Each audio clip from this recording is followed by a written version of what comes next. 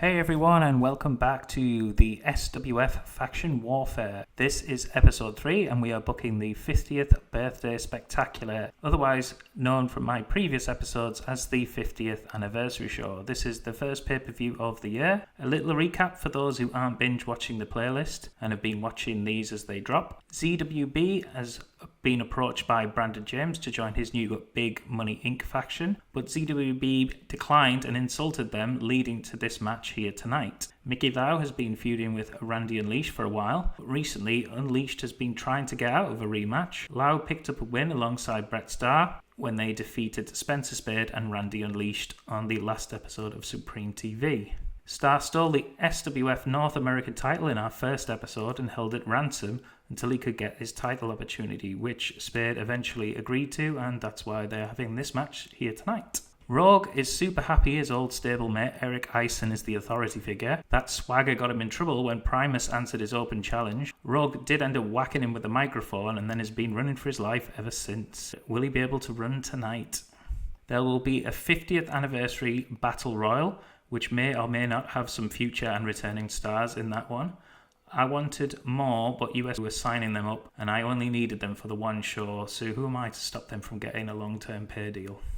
The Domination have been dominant as SWF Tag Team Champions. They took out their challengers after a win on Episode 1, only for Faith and Glory to get revenge in Episode 2, attacking them in the dressing room. Scythe took out Valiant in December with a chokeslam off the stage. Valiant made his return in episode 1, teaming with Golden against Scythe and Remo. Then in episode 2 they faced off again, this time including Davids instead of Remo. They brawled through the crowd for the second week in a row, and then the returning SWF icon Jack Bruce, who was announced as the commissioner, said they will face in a steel cage match at the pay-per-view. Also, Hannah has been noticed to not be her usual self. She is seen texting on her phone quite a lot as well. And our main event sees Rocky Golden face off against Des Davids, who has been a thorn in his side since October. They have been getting more physical lately, with Davids making him and Remo bleed after night one's main event. Last week, after the main event, they all hit their finishes, leaving everyone down. Then Bruce added a stipulation to that match that a giant enforcer will be at ringside to make sure this is a clean finish. So with that, let's get into the 50th anniversary birthday bash spectacular.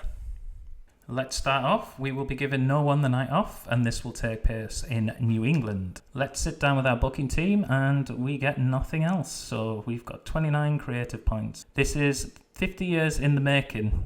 Make it make sense. Come on, Mr. Ryland. This has gone too far with this negativity towards that. Come on, my good man. We have a backstage incident. Chrissy Angel is now dating Paul Huntington. This is her third roster relationship. Dear God, woman, control yourself. I somehow gave an inspirational speech with my dull tones, but everyone is fired up and buzzing. Brilliant. I think I said there would be punch and pie. Pre-show match number 1, and it's Diva Arnold getting a win over Son of Vengeance with a cannonball senton. Sylvan isn't main event ready, but I always have ideas and bring them up early, so we'll see if that happens again. A 46 rating here for this one. Pre-show match number 2. Charger Siaki gets a victory, pinning Mutant and Papa Swole in a triple threat match. Both Mutant and Papa Swole are probably main roster ready stats-wise, but I'm just taking this opportunity maybe to get a little bit of a pop boost in this area. They also need more popularity overall before they come onto the show. Another 46 rating for this one. The final pre-show match, and Chill gets his first match of the save, defeating Froshua with a snowstorm. He does show babyface tendencies. A 50 rating here again. Froshua is ready skill-wise, but just want his popularity to grow a bit. We open the show backstage as Remo arrives at the arena. He is met by Jack Bruce, the SWF commissioner. He reminds him once again he is not to interfere in the main event match. Revo gives him a defiant look. Bruce said he means it, and not only will he be fined and suspended, but he will not allow him to compete for the SWF Championship. He wants a good, fair, clean contest. He has an enforcer ready too, so he must not interfere in the finish of this match. Remo tells him he has no intention of interfering, but by the end of the night everyone will know why they call him the Destroyer. A 92 rated segment here. Thank you very much. Spencer Spade retains the SWF North American Championship with a Supreme Stunner, thanks to distraction from Justin Sensitive. A 74 rating here, which is 6 points less than Spade's match with Joy Morgan. After the match, Spencer Spade comes through the curtain as his entourage is soaking up the adulation on the other side. He spots Jack Bruce and tells him he is looking at the best wrestler in the world. No one can touch him, and Bruce better get some better competition or he's going to clean sweep this roster. As he leaves, Jack Bruce nods with a smile on his face. It would seem challenge accepted. An 88 rating here, not too shabby. ZWB gets a win over Brandon James, nailing a 450 splash to get the pinfall. This got a 71 rating. It was a close fought contest. During the heat of the match, James and Angel would be offering ZWB a way out of this match if he would join them, but he kept firing back and saying no. Backstage, and Eric arrives and makes his way to his office. Jack Bruce is waiting and both men stare each other down, although Eric is the one who looks more angry. Eric tells him he needs to stay in line and not go making any big changes that he has already made. He then critiques his match stipulation choices from Supreme TV and says he would have made them more creative, but he will let it slide as it's his first night on the job.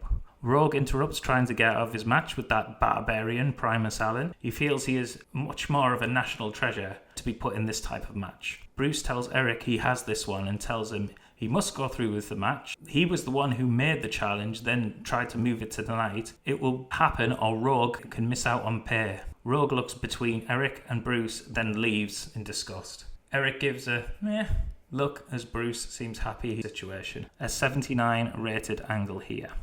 The camera follows Rogue as his match is next.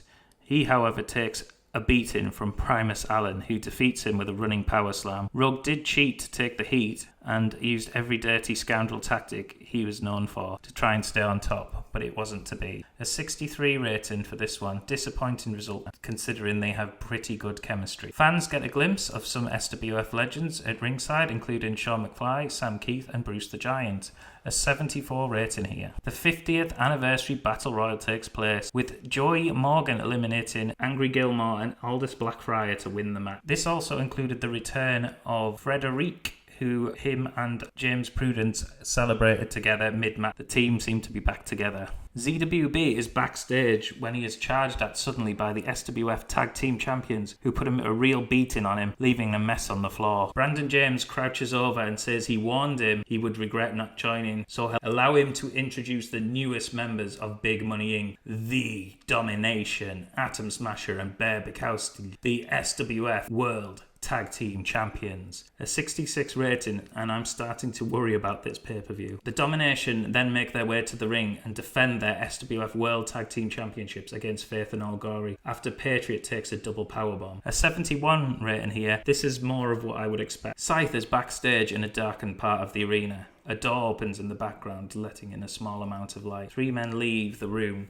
but it's hard to make out who they are. The camera pans around and zooms in on Scythe. He tells some backstory of how people teased him before for being too tall, bullied him for growing up poor, and then regretted it when he fought back and punished those who had wronged him. He liked it, and he shows a sick smile. He tells Valiant he reminds him of those bullies, popular, good-looking, focused on women and partying and so-called fun. None of this is important, not compared to power, control and discipline. He tells Valiant's followers, I will destroy your hero. To my followers, your time will come. He tells Valiant he is going to crush him like he did Skulda. Suddenly the lights flicker on and off, and Scythe stood staring into the eyes of Skulda Bones. For a few seconds, they stare. Then the lights flicker again and Skull is gone. Scythe stumbles out of the door as the scene fades. Only a 77 rating here.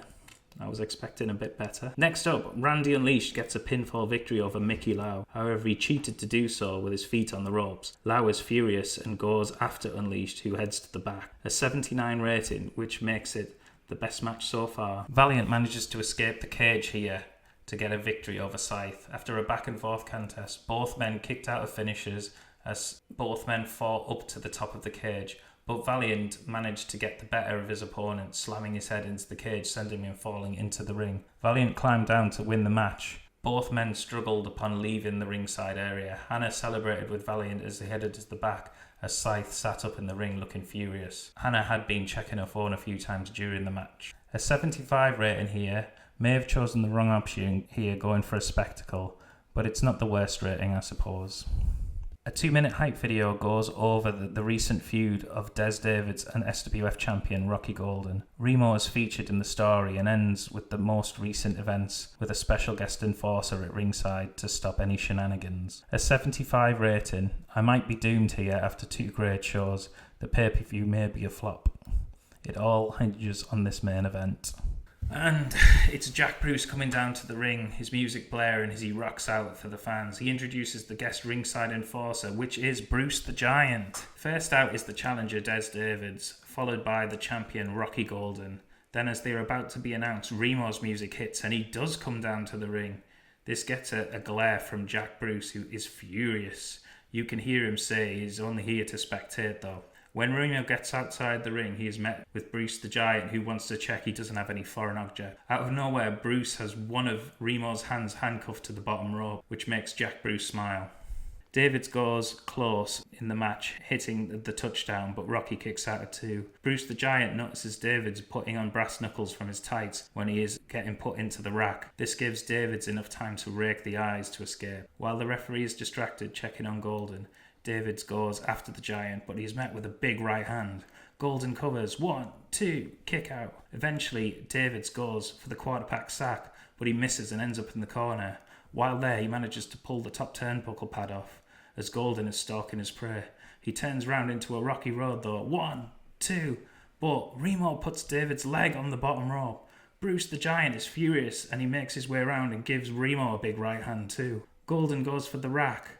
David slips out and pushes Golden into the exposed corner. He then hits the quarterback sack. 1, 2, kick out. Davids is furious and goes to get a steel chair. The referee warns him and Bruce the Giant reaches up and pulls the chair out of the ring. Golden is up. Rocky Road. 1, 2, 3. Golden retains the SWF Championship. A 92 rating here. This might have just saved the show. After the match, Jack Bruce presents the SWF Championship. He looks down at it before presenting it to Rocky Golden. Bruce unlocks the handcuffs from Remo and shakes hands with a few of the crowd. Remo charges and hits the legend with a lumbar puncture. Jack Bruce quickly goes to the outside to check on the legend. Remo gets in the ring as Golden turns round and he hits him with a lumbar puncture. Davids is slow and gets to his feet, but Remo just stares him down.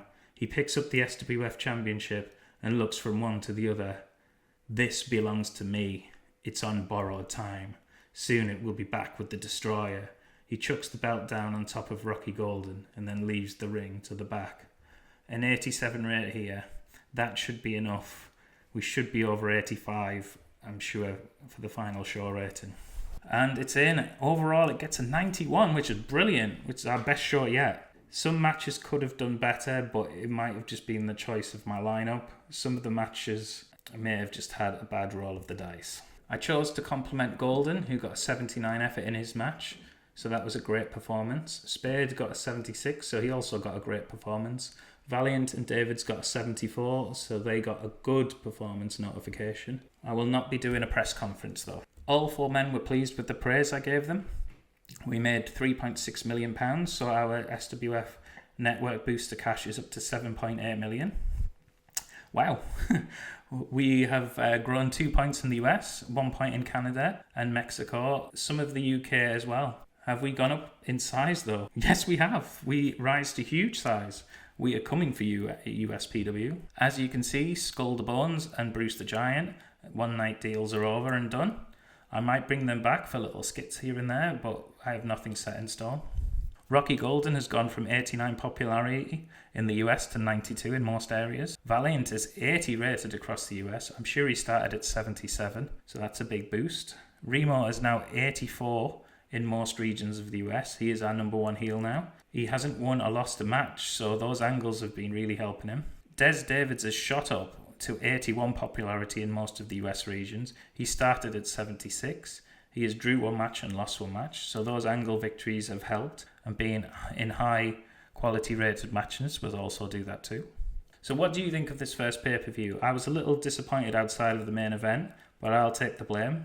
Hoping the stories are interesting enough. Please like the video if you're enjoying the diary, and I will try to get the next Supreme TV up as soon as possible. Thanks for all your support so far. I have selected another TEW9 video that you might like, so please give that a watch now. Bye.